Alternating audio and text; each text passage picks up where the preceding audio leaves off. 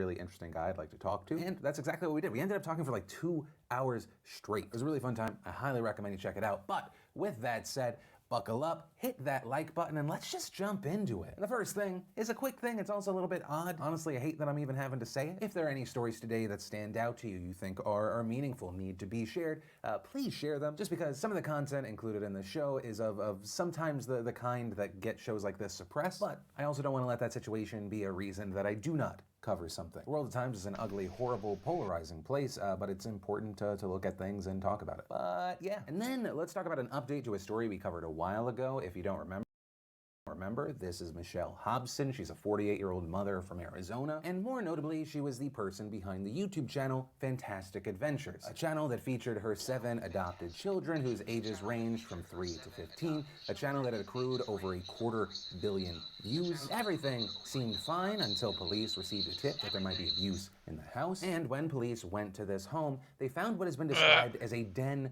of abuse. According to the police report, they appeared malnourished, had pale complexions, dark rings under their eyes, they were underweight, they were thirsty and hungry. And reportedly, when the police talked to the kids, they just heard horror stories. The kids saying they hadn't been in school in years, right? This mother was using these adopted kids to just make these videos and make money. The children telling police that if they forgot their lines or they messed up, they would be punished. And the punishments they described, I mean, in some they were beaten, locked in a closet, pepper sprayed. According to the police report, one of the boys said that Hobson on multiple occasions pinched the tip of his penis until it bled. Regarding the pepper spray, one of the girls said that she was pepper sprayed in the vagina. And so the kids were taken out of the home. Hobson was arrested and charged. Also, 2 of her biological children, who were adults, were also charged, but later those charges ended up getting dropped. And Hobson herself was charged with child abuse, molestation, child neglect, and unlawful imprisonment. And then we fast forward to today, where the news is not that she's been found guilty or innocent, but rather she's dead. According to reports, you had local media reporting that she had had a brain injury while in jail. She was later declared incompetent to stand trial, but local authorities continue to believe she would recover enough to be held accountable for her alleged actions. But ultimately, we learned, thanks to a police spokesman, that yesterday she died at the hospital. The cause of death is currently not being shared, but what I will say, and I don't often say this about a story involving someone that died, good. There's a special kind of hatred that I have for child abusers, and for some reason it just feels like today the world is just a slightly bit better off. Yeah, and I guess my final thoughts on this is I hope that the children that were abused in this household, that they're one day able to live normal lives. And the person that's supposed to care for you and love you the most in this world is the person just inflicting pain upon you. That unfortunately has a long-term effects. But you can't hurt anyone else now, and I guess that's where this story ends. And then let's talk about Hong Kong. Obviously, these protests have been raging in Hong Kong for about 6 months now. And we've been covering the situation on and off. I think more recently, you had the whole NBA, Blizzard selling out to mainland China controversy. But we haven't really gone back to what's been happening on the ground in Hong Kong. I think one of the last times was back in early October. We talked about the situation around a riot police shooting of an 18-year-old protester. Also, a few days later, a 14-year-old ended up getting shot in the leg. And we've talked about the escalating violence in these protests, but now there's been a death. Last Monday, you had protesters demonstrating at a parking garage. Police tried to break that crowd up, but as they did, reportedly, a student by the name of Alex Chow fell from the structure, sustaining head and pelvis injuries and then being rushed to the hospital. However, later that week on Friday, Chow ultimately ended up dying from those injuries. So later that same day, we saw students at Chow's university holding a vigil and an on-campus march for him. There were also other vigils held across the city, including at the parking garage where Chow fell. You also had protesters calling for an investigation into the use of force by riot police, which has actually been one of the 5 key demands of these protesters. Also, as some protesters called for revenge because of this, some of the demonstrations that night once again became violent. And just this past Monday, we saw another protester shot several times, this time at point-blank range. You had police shouting that the officer who shot him was a murderer. That officer then doused the crowd with pepper spray. That same day, some protesters ended up setting a different man on fire. This after he reportedly yelled at them, telling them that they lacked patriotism for mainland China. And following these instances, you had hospital officials saying that both of these men were in critical condition. And all of that then brings us to what happened yesterday afternoon when students at the Chinese University of Hong Kong barricaded themselves on campus. This because you had riot police occupying a bridge near the campus, students set up a barricade on the campus, and then the 2 groups clashed. You had what appeared to be students throwing bricks and Molotov cocktails. Police then fired multiple rounds of tear gas at the protesters. They also physically wrestled some of these protesters to the ground. Following that, the protesters then retreated to an athletic field and locked the gate. We then saw police continuing to fire tear gas over the gate, and kind of a recurring image here is we saw that part of the field ended up getting set on fire. And all of that then prompted the university's president, Rocky Tuan, to try and act as a common ground between police and students. But also, at one point during these negotiations,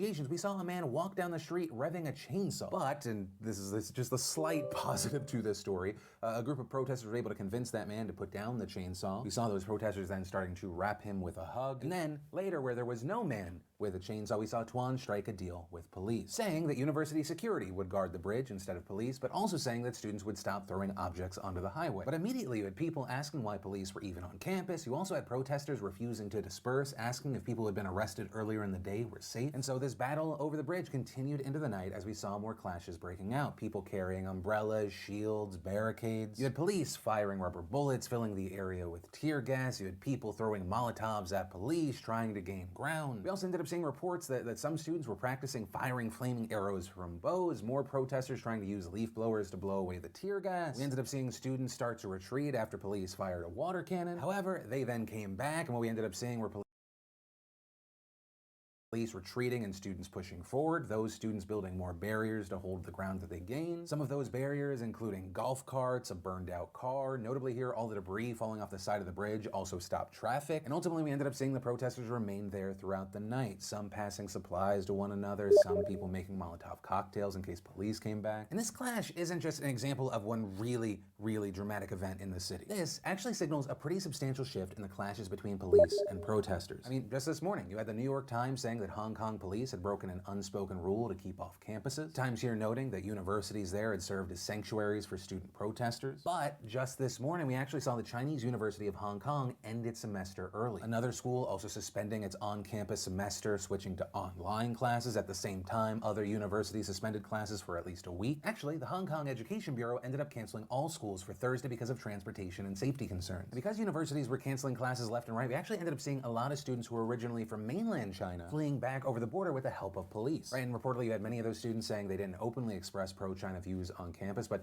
they even felt like they should avoid talking loudly in Mandarin, which is the main language in China. Right, so there was that, but then also on the other side of the border, we saw hotels offering those students free rooms. Some of those hotels were even reportedly near capacity with students today. Right, and so with all these clashes, the escalation, the fear in the air, it's important to talk about what the government in Hong Kong is doing and what mainland China is doing. Right, and as far as the government, last month, the extradition bill that sparked all of these protests was finally formally withdrawn. But of course, as we've talked about before, this has become something much bigger. You have protesters calling for complete amnesty, or retraction of the official characterization of the protests as riots, and the resignation of Chief Executive Carrie Lam. Which on that note, on November 24th, Hong Kong is scheduled to hold elections. However, Hong Kong has also barred a prominent pro-democracy activist from running, so even those haven't been without controversy. Other pro-democracy lawmakers and candidates have been arrested. One pro-China lawmaker was actually stabbed. But also because of all of this violence, there's some talk that these elections might not end up happening. You know, you've had Lam saying that she will do everything possible to ensure that elections are fair and safe, but yesterday she said that the government, quote, hopes that the election can continue as planned. Also yesterday, the pro-China newspaper, the People's Daily, which has really acted as a mouthpiece for Beijing, said that elections should only proceed if calm is restored to Hong Kong. But ultimately, that is where we are with the situation right now. It'll be interesting to see what continues to happen in the streets, what is going to happen with these elections. It's a really crazy time, and of course, with a story like this, I would love to know your thoughts on it. But from that, I want to share some stuff I love today, and Today in Awesome, brought to you by Squarespace. Whether you need a domain, a website, an online store, a whatever,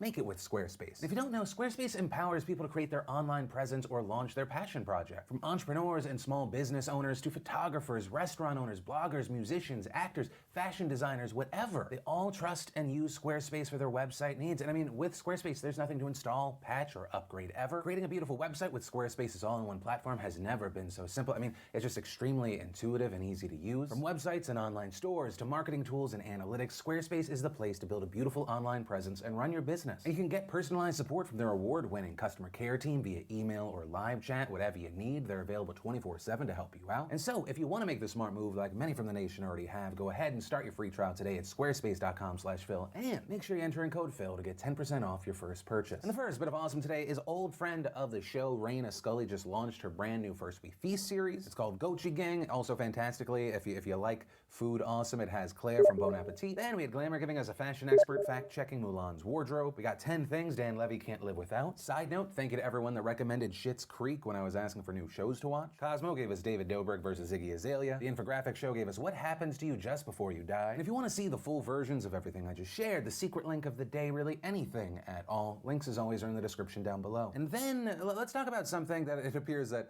almost every Republican politician is calling boring, like to the extent that it feels like it's almost a talking point they've been given. Let's talk about the impeachment hearings. Now, a big note here before we move forward is that it is actually still happening as I'm recording this video. It is possible and likely we won't cover all of the highlights because some may happen after I film. But with that said, here we go. So for those who have not yet, what Donald Trump said to do, read the transcript, which, by the way, as that unclassified document says on itself, is a memorandum of telephone conversation where it says, caution, this is not a verbatim transcript of a discussion. The text in this document records the notes and recollections of Situation Room duty officers and NSC policy staff assigned to listen and memorialize the conversation in written form as the conversation takes place. A number of factors can affect the accuracy of the record. Also, even with that noted, what is included in this not verbatim transcript was still enough for people to go, that looks like a problem. And that rough transcript, if you're unfamiliar, it's connected to a July 25th call between Donald Trump and the president of Ukraine, which was released after an anonymous whistleblower alleged that President Donald Trump had held aid from Ukraine on the condition that they conduct requested investigations. That, including ones into Burisma, a Ukrainian company that Joe Biden's son Hunter was on the board of, as well as potential interference by Ukraine into the 2016 election. Right, so the allegation, transcript gets released, and after that you see a large number of Democrats saying that it shows quid pro quo. If you're unfamiliar and you end up getting confused by quid pro quo, it's just a Latin word for this, for that. The better way to describe the allegations at hand are abuse of the power of the presidency for personal gain. And in this specific situation, alleged extortion or bribery. Also, before we get to the other people we're going to talk about today, something I want to mention regarding the whistleblower. We've seen Donald Trump say that this whistleblower, they just disappeared after he released the transcript, saying at a rally, the whistleblower disappeared. You haven't heard about the whistleblower after that, have you? The fact check on that is just not true. In fact, according to the AP, the whistleblower is offering to answer written questions by GOP lawmakers, but so far Republicans have rebuffed him. Regarding the whistleblower, we've also seen Trump say he must be brought to testify, written answers not acceptable, to which I would say apparently he believes that this whistleblower needs to hit higher standards than himself, because as you might remember with the Russia investigation, he refused to provide any answer that was not written. Also, regarding exposing the whistleblower, we saw Rand Paul tweet on Tuesday, in the Sixth Amendment is the right to confront your accuser, but as noted by the AP, he omitted the other part of the Sixth Amendment in all criminal prosecutions. This is noted during the criminal proceeding. The hearings are which appears to be the president does not understand or doesn't want other people to understand. Last Thursday, while talking about what he referred to as a fake hearing, I get no lawyer and a process.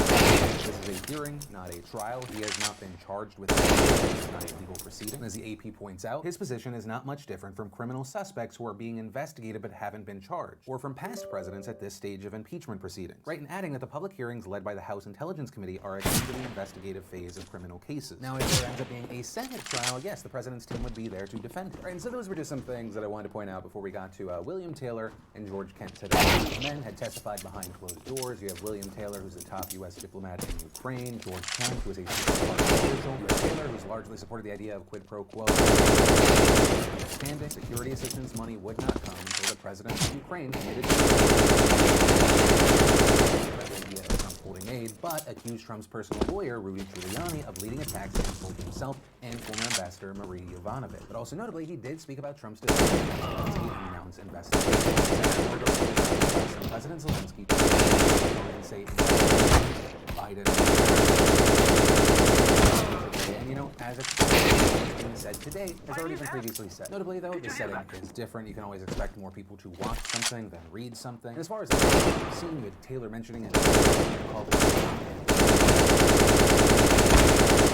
testified behind closed doors. But this overheard phone call pertaining to the investigations, as well as saying that Trump cared more about the investigation into Biden than he did about Ukraine. The member of on the phone asking Ambassador Sondland about the investigation. Sondland told President Trump the Ukrainians were ready to move forward. Following the call with President Trump, the member of my staff asked Ambassador Sondland what Trump thought about Ukraine. Ambassador Sondland responded that President Trump cared more about the investigations of Biden. Also on the note of Biden and investigations from Trump, we saw this moment happen. Now, at the time of this call, Vice President Biden was the front-runner for the Democratic nomination in the 2020 election. Are you familiar, as you indicate in your opening statement, about these allegations related to Vice President Biden? And to your knowledge, is there any factual basis to support those allegations? None whatsoever. When Vice President Biden acted in Ukraine, did he act in accordance with official U.S. policy? He did. You also had Kent calling the investigations politically motivated, and he disagreed with their nature. In mid-August, it became clear to me that Giuliani's efforts to gin up politically motivated investigations were now infecting U.S. engagement with Ukraine. Principle, I do not believe the United States should ask other countries to engage in selective, politically associated investigations or prosecutions against opponents of those in power, because such selective actions undermine the that Ukraine interfered with the 2016 election. And to your knowledge, is there any factual support the allegation that Ukraine interfered in the 2016 election? To my knowledge, there is no factual basis, no. In fact, who did interfere in the 2016 election? I think it's amply clear that Russian interference was at the heart of the interference in the 2016 election cycle. In a clip where we saw Representative Jim Jordan accuse interest of knowing who the whistleblower is, which he quickly denied. Any member who knows who that individual is, and your staff is the only staff of any member of Congress who's had a chance to know that individual. We would like that opportunity. When might that happen in this proceeding today? First, as the gentleman knows, that's a false statement. I do not know the identity of the whistleblower, and I'm determined to make sure that identity is protected. We saw was Republican Representative John Ratcliffe saying that Democrats impeached President Trump for this because President Zelensky has said that he did not feel pressure. But also, regarding that, you had Taylor saying that it was Zelensky to acknowledge to the Ukrainians that he capitulated to a foreign leader, and that the electorate paid attention to the the argument being, why would we expect President Zelensky to say, yeah, Donald Trump, Ukraine's in this weird and dangerous stance with the United States and Russia. We also saw Republican representatives have been doing. These testimonies have really identified a specific quid pro quo as a general, wider anti-corruption statement. Have we seen whatever this anti-corruption statement we wanted the Ukrainians to make? Are you referring to the statement between Kurt Volker, Gordon Sondland, and Andrei Yermak? Yes. That was not an anti-corruption statement, sir.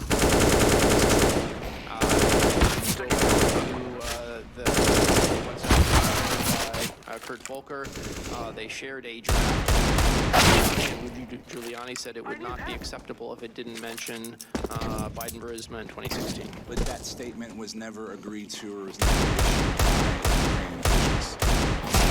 No statement of that sort was issued, correct. Right, now, last note that he hit on is part of the Trump defense. That Ukraine never did the thing that requested. Right? Ukraine never been publicly saying these things. We've seen the counter-argument to that is if you attempt a crime, it is still a crime. Right? You as an American can be found guilty for things like attempted murder. You know, that's some of the highlights. Once again, this is still developing. Which actually, on the note of more to come, on Friday, Yovanovitch is set to testify. Also, more witnesses are likely to be called. Though reports say a motion for that is tabled today. But for now, I mean, we're gonna have to wait to see what happens. The way that this ends, in my opinion, and this isn't an outlier, the House will survive the Senate, and unless the Senate, I don't know, incorporates vote survive that. So that's why I think, in large part, this is. Understand, that shouldn't take away from the seriousness and concerning nature of these allegations. But I very much see this because so many people are already in their own camps. As swing voter theater, what happens next, if it's effective or not, we'll have to wait and see. And that's going to end today's show. And hey, if you like today's video, share it. Spread some common sense. Also, if you're new here, be sure to hit that subscribe button. Definitely tap that bell to turn on notifications. Also, if you're not 100% filled in, you're looking for more to watch, I highly recommend you check out that brand new podcast with Eugene Lee Yang. Or, hell, maybe you just missed yesterday's show, you want to catch up, you can click or tap right there to watch either of those right now. But with that said, of course, as always, Philip Franco, you've just been filled in. I love yo faces, and I'll see you tomorrow.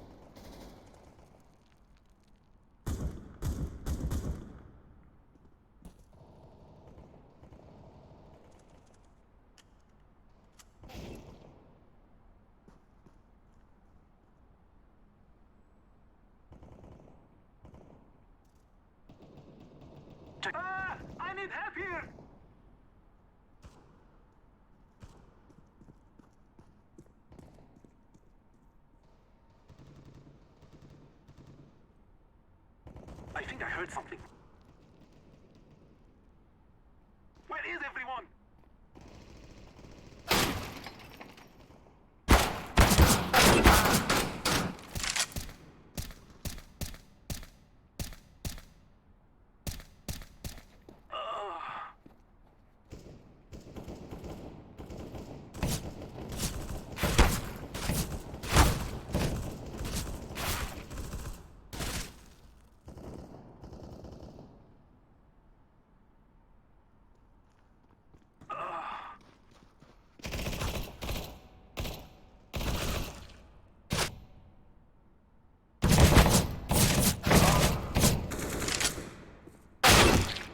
I need help.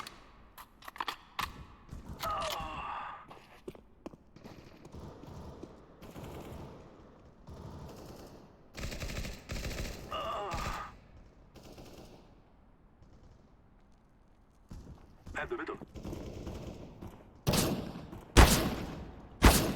Did you hear that?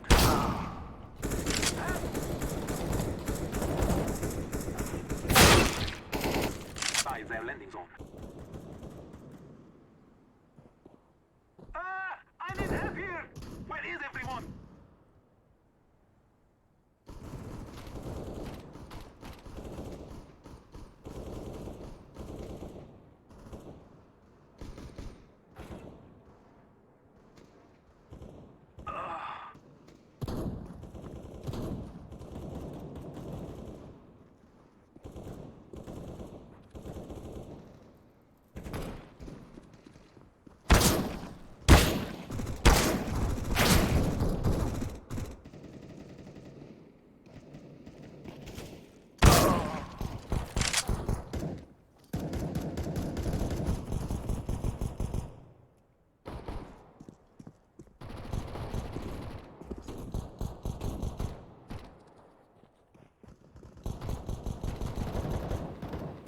I need help.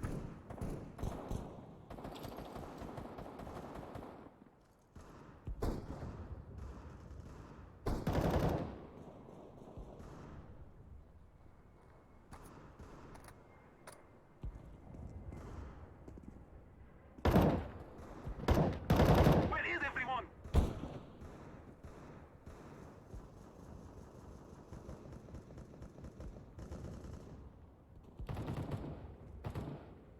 I think I heard something.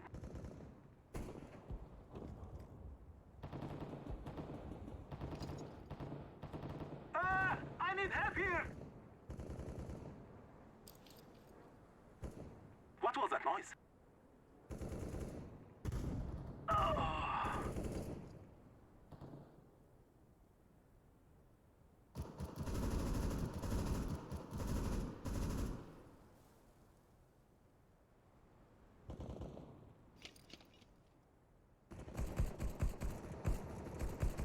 Did you hear that?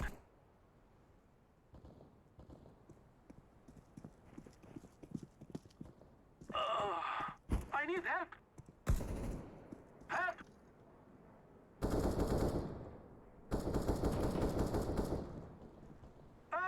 I need help here!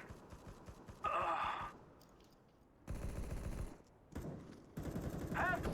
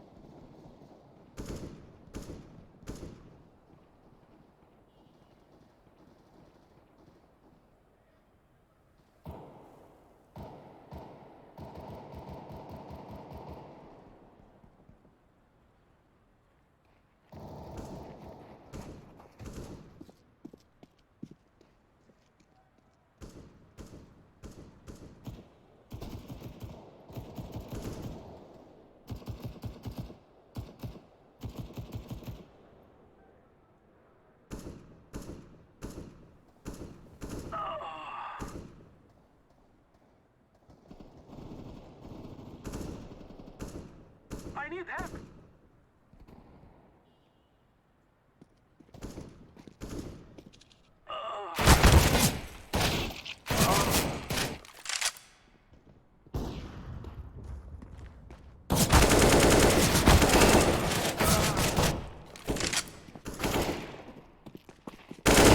Here's everyone.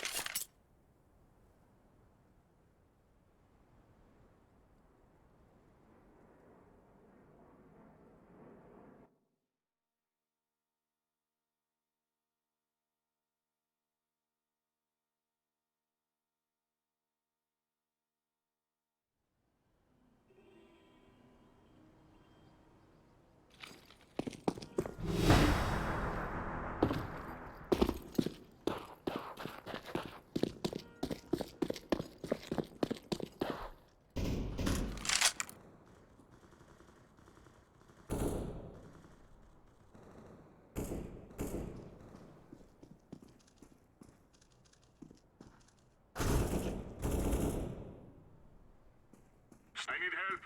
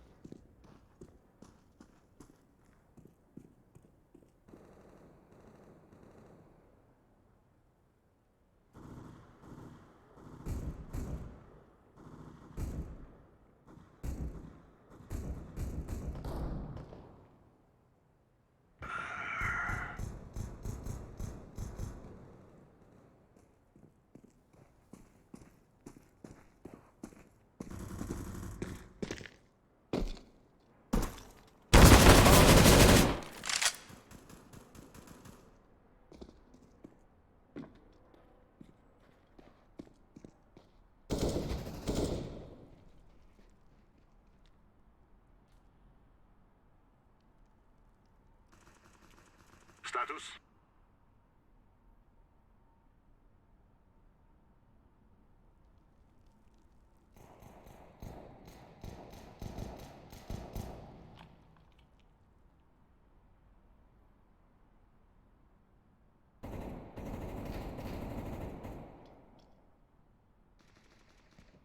Watch out, sniper!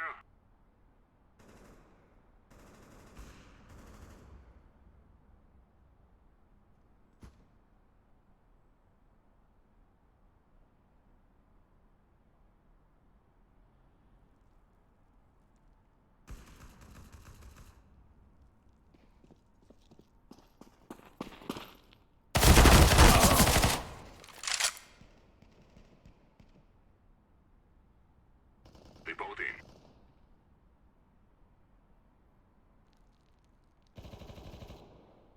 We must defeat the enemy, not ourselves.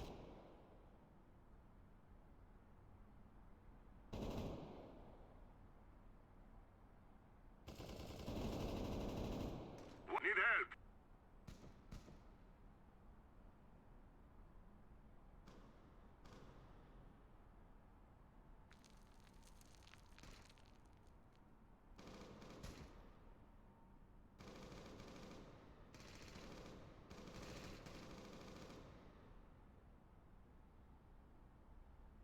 Sniper!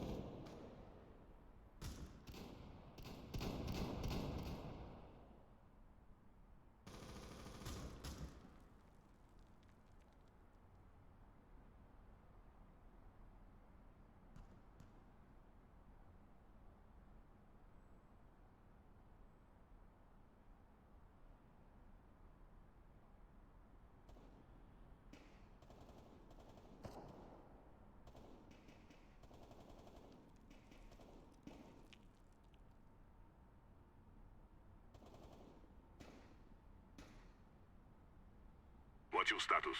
Could use some help.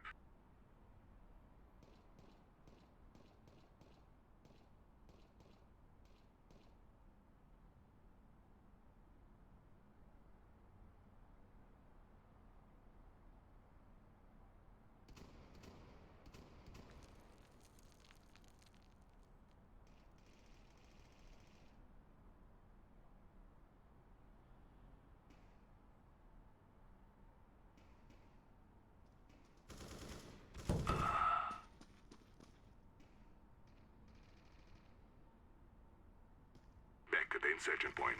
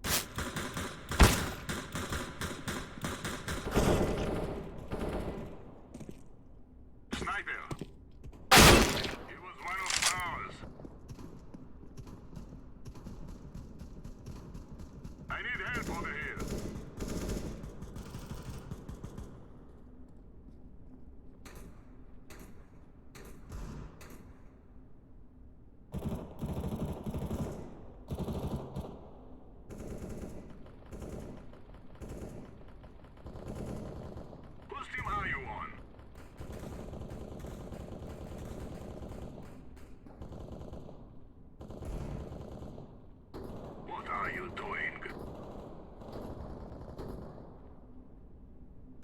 Nice shot. What the hell is going on?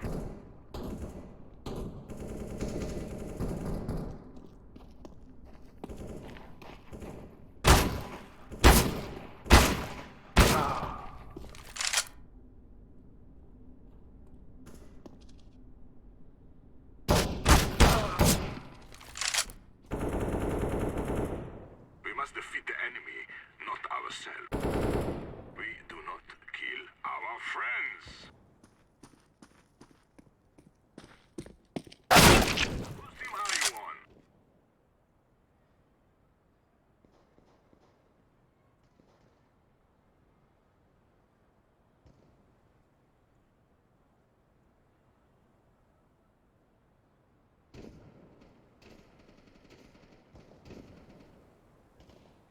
It was one.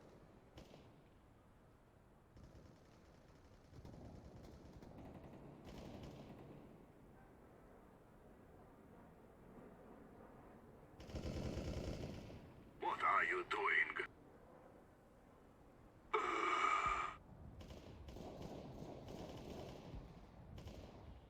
What the hell is going on?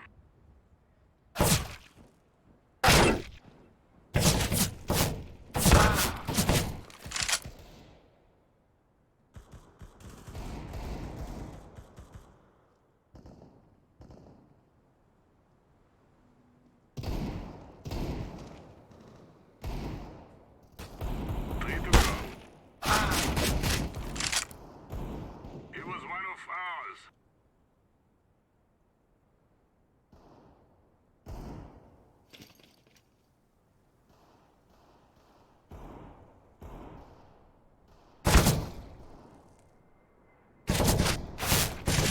Whose team are you?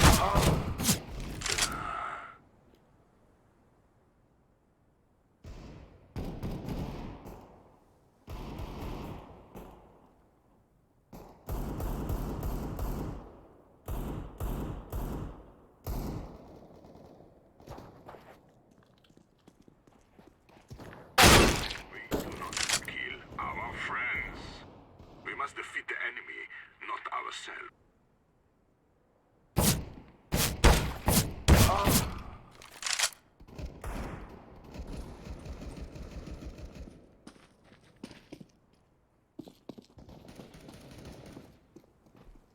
סחטיין, אחי.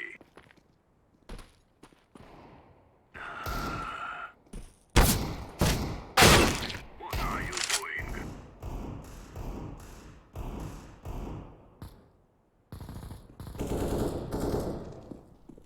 Great hit. What are you doing?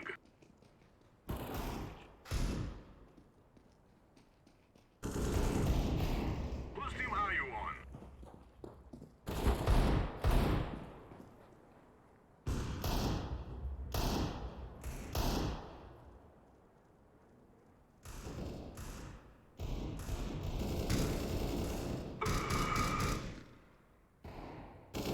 We do not kill our friends.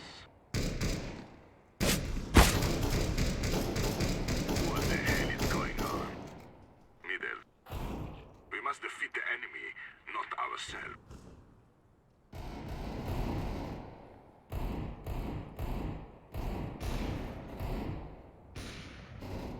Landing zone.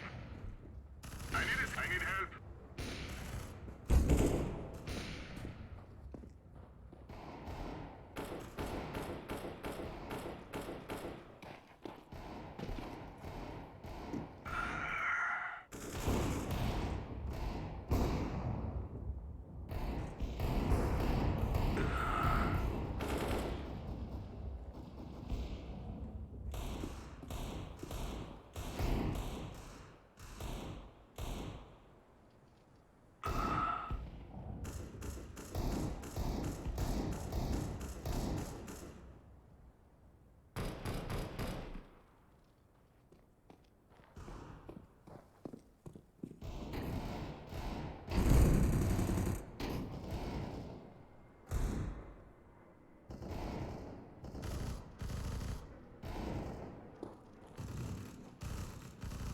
some help.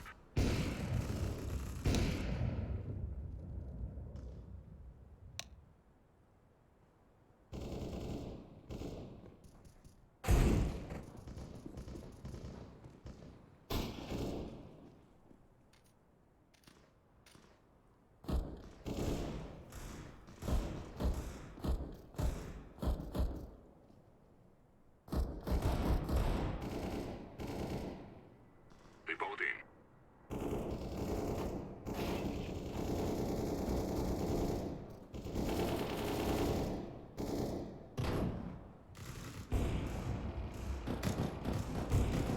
Enemy down.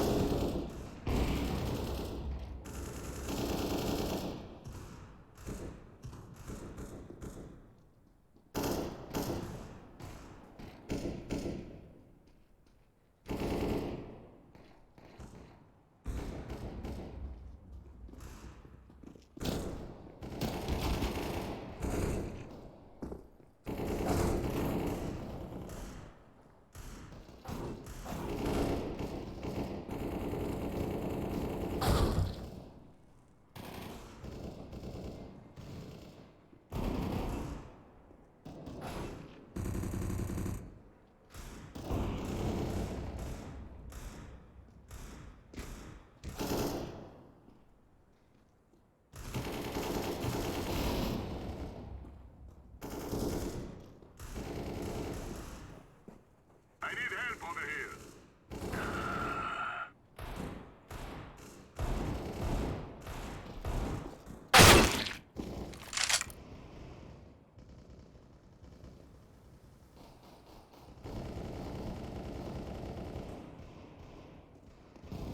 Good one.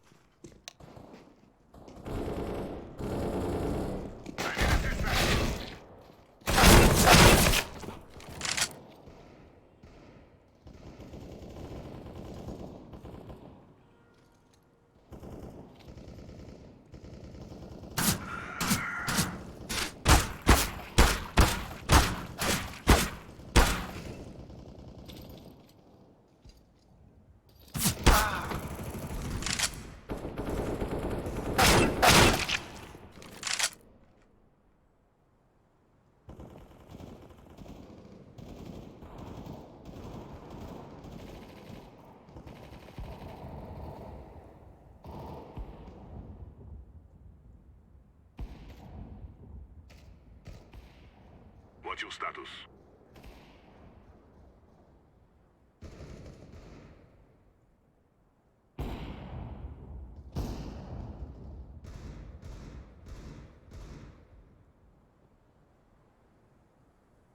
Need help.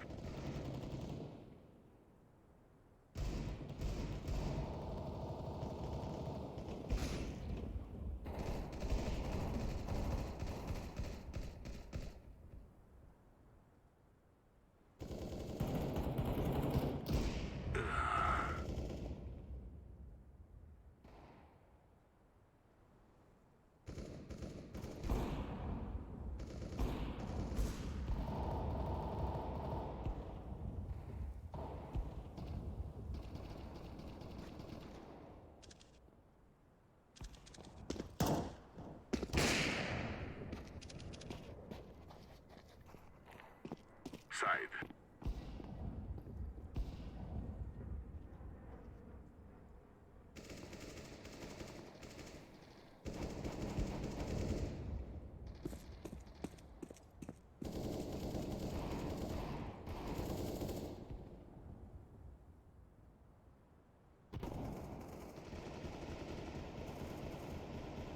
Back at the landing zone.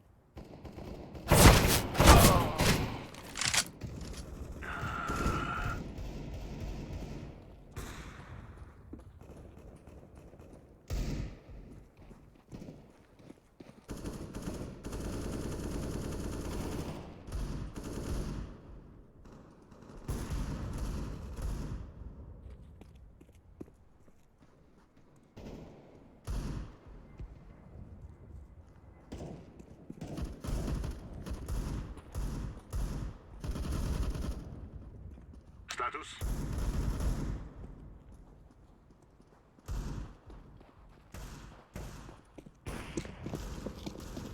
Middle.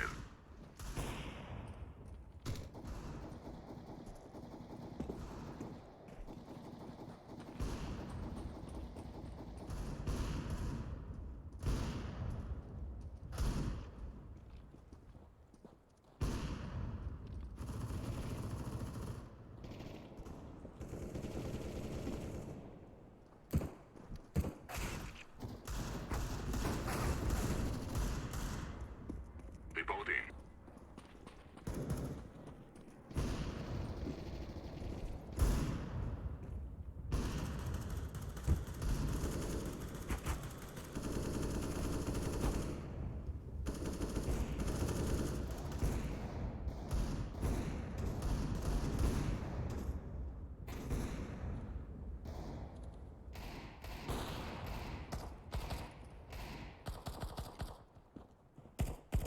Status?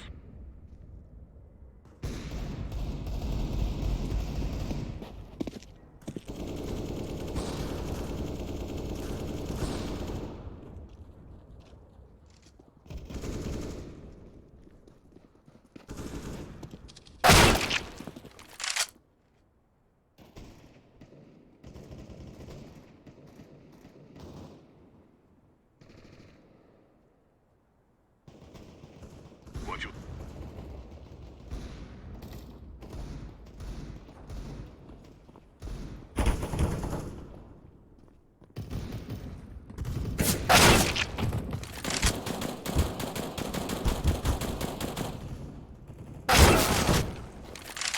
Could use some help.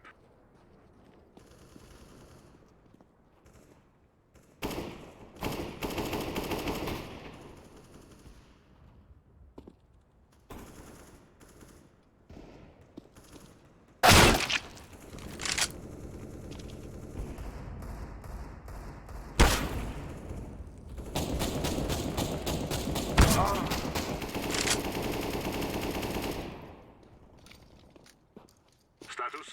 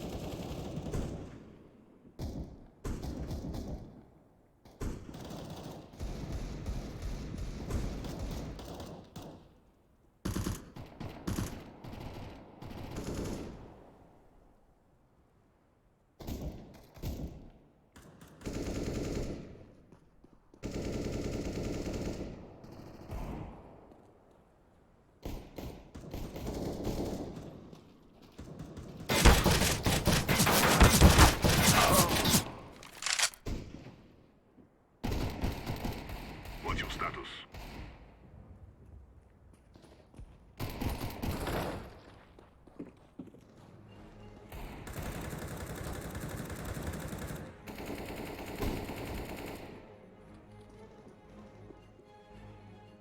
This is High Friends.